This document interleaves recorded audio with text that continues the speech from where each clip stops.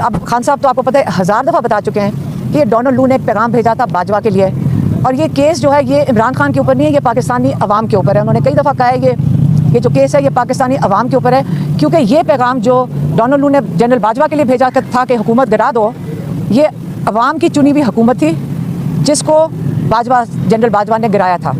और इसका मतलब है कि ये जो अवाम है, ये केस सज़ाए मौत इमरान खान के ऊपर नहीं हो रही, ये अवाम के ऊपर हो रही है। तब से हुकूमत गिरी है, सबसे ज़्यादा बड़ी सज़ा तो पाकिस्तान के लोगों ने उठाई है, क्योंकि मईशत की तबाही हो गई है। तो इसका मतलब सज़ा तो पाकिस्तान को मिल चुकी है, पाकिस्तानी लोगों को।